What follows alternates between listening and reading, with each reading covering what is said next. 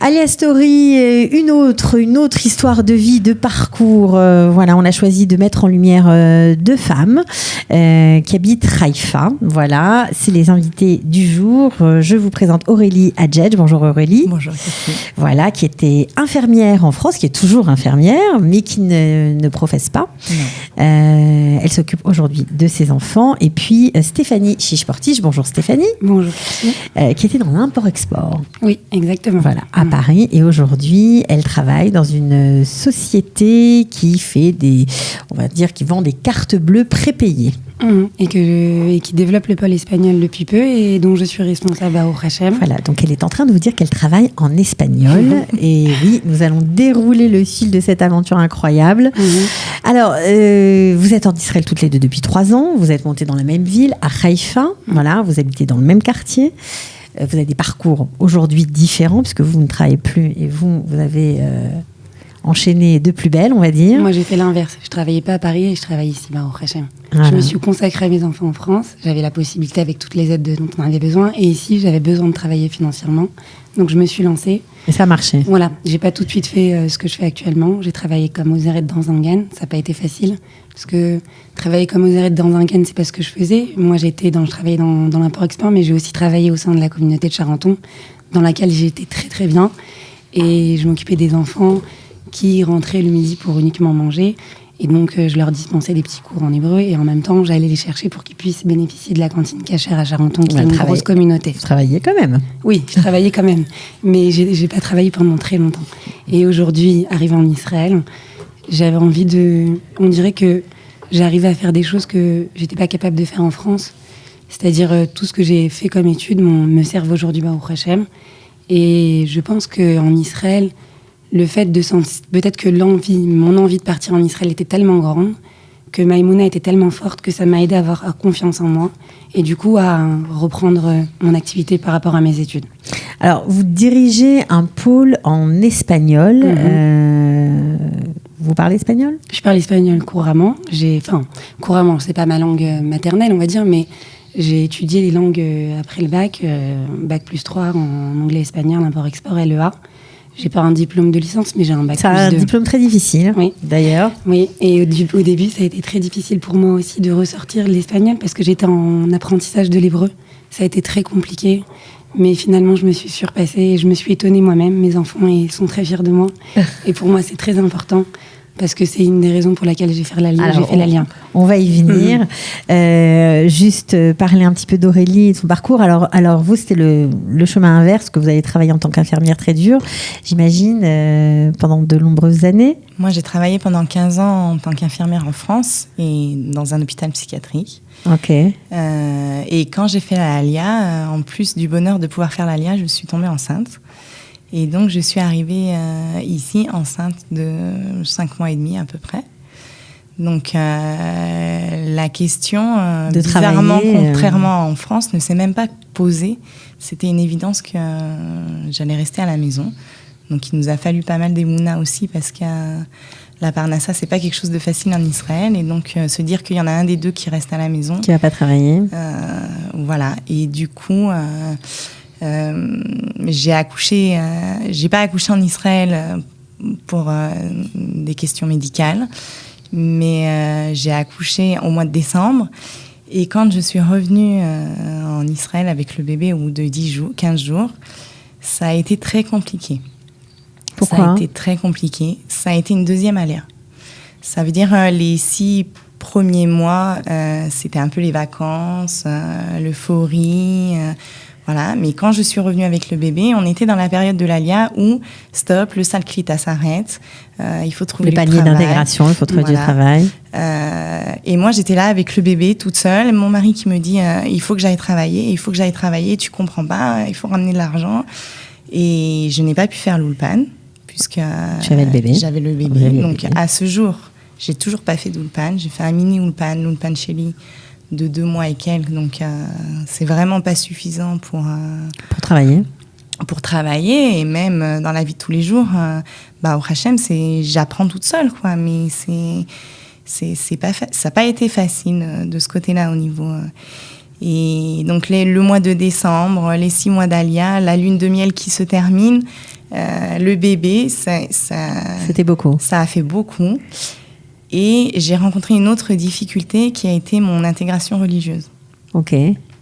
Je me suis sentie, en plus de tout ça, complètement perdue au niveau de l'identité religieuse. Ça veut dire on vit à Haïfa, dans une ville qui est assez cosmopolite, mais à Neve Sha'anan, c'est quand même un quartier relativement religieux. Mais ce n'est pas le côté religieux qu'on a en France. C'est vraiment l'Israël, le côté religieux israélien. C'est-à-dire ? Où tout est rangé dans des cases. Exact. Donc, c'est très intéressant ce que vous dites parce que c'est vrai que beaucoup de personnes qui nous écoutent ne peuvent pas sentir ces nuances qui sont pourtant essentielles quand on vit en Israël. Je pense que ce sont des nuances qui ne se retrouvent pas dans des villes francophones où il y a beaucoup de Olim français parce qu'ils ont monté leur communauté, il y a beaucoup de rabbanim, il y a beaucoup de courants différents.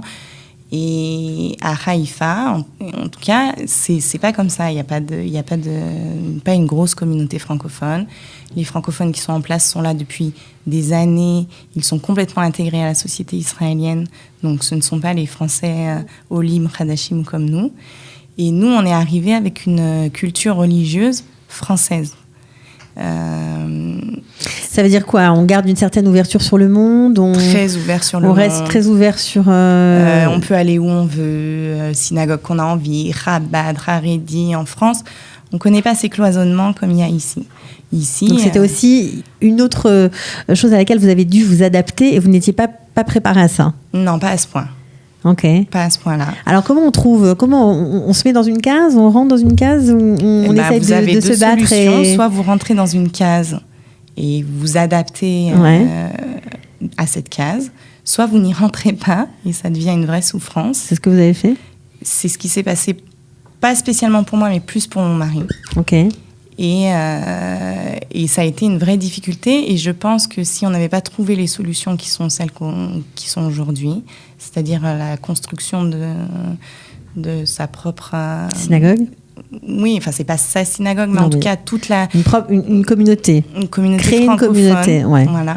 Je pense qu'on serait partis, en fait. Parce que c'était une vraie souffrance pour lui, vraiment. C'était un besoin. L'Alia, c'est tellement dur. Des fois, on se raccroche à pas grand-chose.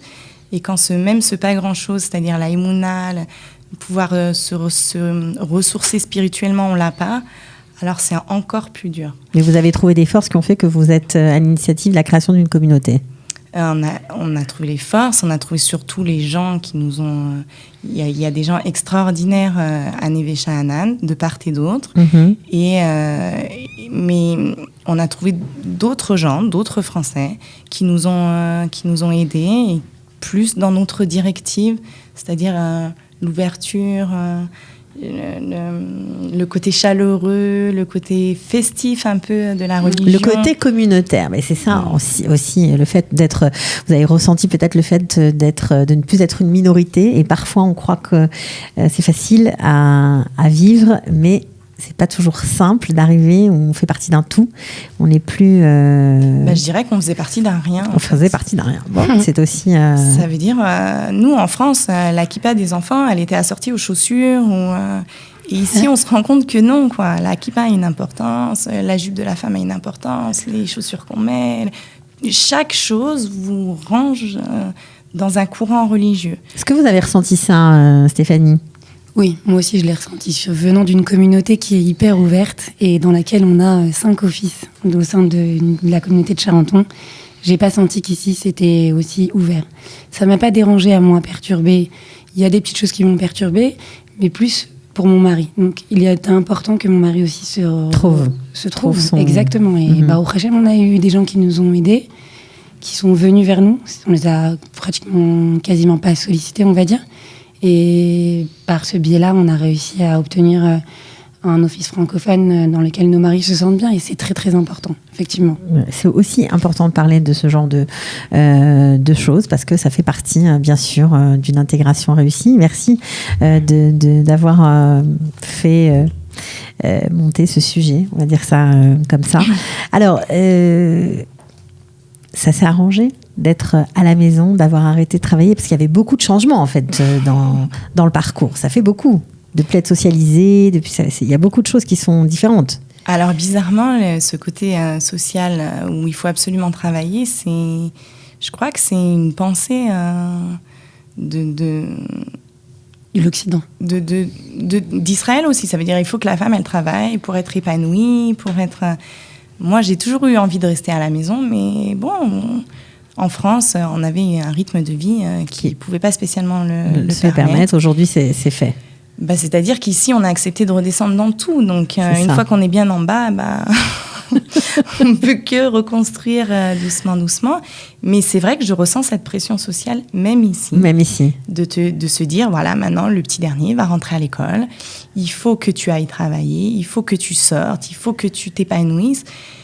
Bon, moi, ma priorité, c'est l'Ulpan pour l'instant. Okay. Donc, j'aimerais à la rentrée, si Dieu veut, intégrer l'Ulpan et Tzion de Haïfa. Ouais.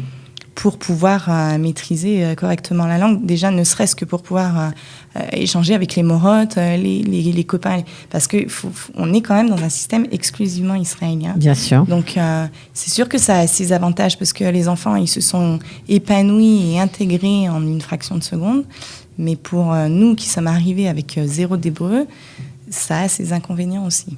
Mmh. D'accord. Alors Stéphanie, le chemin inverse existe aussi en Israël. Donc vous avez enclenché, on va dire, une vie professionnelle tout à fait nouvelle. Mmh. Alors comment ça s'est fait, tout simplement? Ça s'est fait par le biais des gens qui nous ont gentiment accueillis au sein de la yeshiva du Rav Zini, qui m'avaient déjà aidé à trouver mon deuxième poste, parce que j'ai eu la chance de faire 3 postes depuis mon arrivée Baruch Hashem, qui se sont très bien déroulés, qui m'ont tous apporté beaucoup. Et pour celui-là dans lequel je travaille actuellement, c'est pareil, la personne qui nous a accueillis, qui nous a aussi attribué des familles d'accueil sur Haïfa. Cette personne-là qui s'appelle Yonatan Azran, qui m'a aidé à trouver ce travail. Donc Baruch Hashem. Alors qu'est-ce que vous faites? Ça correspond à quoi votre job aujourd'hui? Ça correspond à aider des gens qui ont souscrit des cartes sur notre site et qui ont rencontré des difficultés dans leur inscription et à qui je donne des conseils, à qui je profère des... En espagnol. De l'aide en espagnol. Voilà. Okay. Donc si vous avez dit un jour vous alliez travailler en Israël en espagnol? Franchement, j'y ai pensé, mais je pensais que c'était pas réalisable. J'avais même demandé à Katie, qui est notre projectoriste de Haïfa, si c'était possible d'avoir une formation pour travailler dans les malons, dans les hôtels. Et finalement, j'y ai pas tellement cru. Et puis finalement, la personne, elle est venue me chercher. Et Baruch Hashem, je suis contente. Voilà. Alors, pourquoi vous êtes venue en Israël? Qu'est-ce qui a déclenché l'Alia? Parce que c'est quand même un changement complètement radical. On peut être sioniste, etc. Mais à un moment, hop, on fait le pas. Pourquoi? Pour être honnête, j'avais tout en France. J'avais une super communauté dans laquelle je travaillais aussi. Mon mari, il était bien, Baruch Hashem, mais mes enfants, ils voyaient beaucoup leurs amis partir. Vous avez su qu'en 2014, il y a eu une grosse alia de France. Et dans l'école El Baruch dans laquelle ils étaient, il faut savoir que l'effectif des classes s'est réduit on est passé de 25 à 15. Et c'est incroyable. C'est incroyable. Et les enfants, du coup, ça les a un petit peu encouragés à faire l'alia, ça leur a donné envie. Puis ils étaient proches, c'était des amis, donc on était très proches. Et donc, du coup, elles avaient aussi des contacts et elles entendaient que ça se passait bien en Israël. Et elles nous ont beaucoup motivés à faire l'Alia. Je disais... C'est assez original, ça, parce qu'en général, c'est l'inverse. C'est les parents qui se projettent, qui décident de partir pour leurs enfants. Et là, c'est les enfants qui vous ont fait partir. On y pensait, mon mari et moi. C'était un projet, hein. Mais on s'est dit, non, c'est pas le moment. Mon mari me disait, il faut réunir une certaine enveloppe, entre guillemets. Une certaine somme d'argent pour pouvoir partir. Finalement, on a contacté Shalom Var. Parce que, je vous dis la vérité, Shani, ma deuxième, et Laurie, ma première, nous en ont voulu que 2 ans auparavant notre Alia. On avait contacté Shalom Var et ça s'était pas fait. Elles comprenaient pas pourquoi. Et pour elles, elles étaient jeunes quand même. Elles étaient jeunes, elles avaient 12 ans, 13 ans. Et bon, on s'est dit, quand on a contacté l'Alia de groupe, j'ai rencontré Aurélie, une belle rencontre. Et c'est devenu de la famille. D'ailleurs, le jour où j'ai rencontré Shalom Var, j'ai appelé ma mère en lui disant, au travail, maman, tu sais, je compte faire l'Alia. Et elle m'a dit, tu as ma permission. Et ça a déclenché beaucoup de choses. Et puis après, c'est vrai que le groupe, ça aide beaucoup.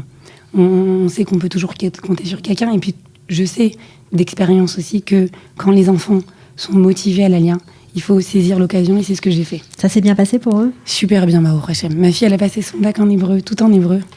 Et ça s'est très bien passé au long de l'année, elle a eu des très bonnes notes. Et la deuxième, elle est rentrée dans la Mishtara en tant que bénévole, parce que vous savez, il y a des heures de bénévolat à faire. Et elle en est très contente et vraiment, ça se passe très bien au niveau de la langue. Elles sont dans une école où il n'y a pas du tout de française avec elles. Il y en a eu des Olot Hadashot précédemment, mais c'est c'est un nombre vraiment restreint.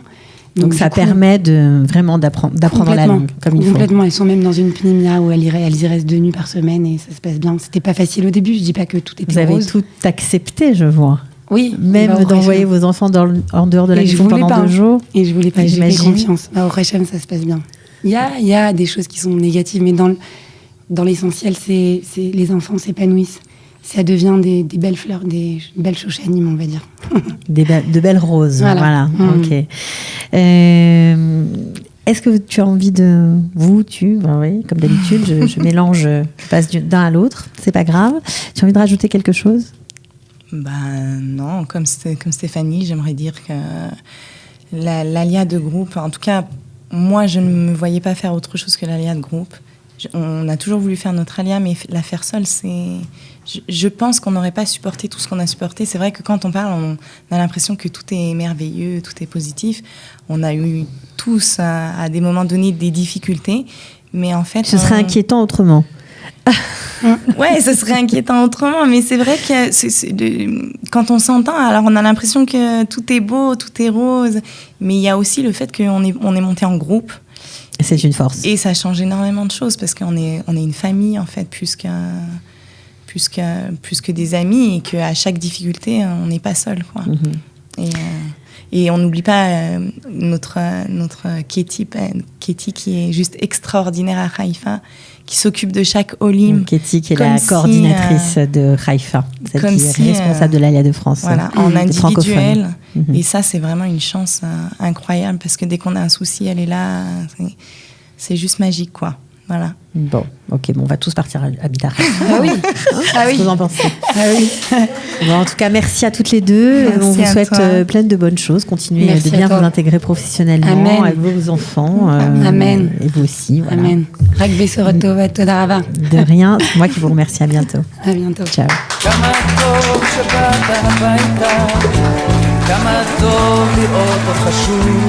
Ils ont relevé le défi de l'Alia. Studio Kalita vous raconte leur histoire. Alia Story, c'est vous, c'est nous.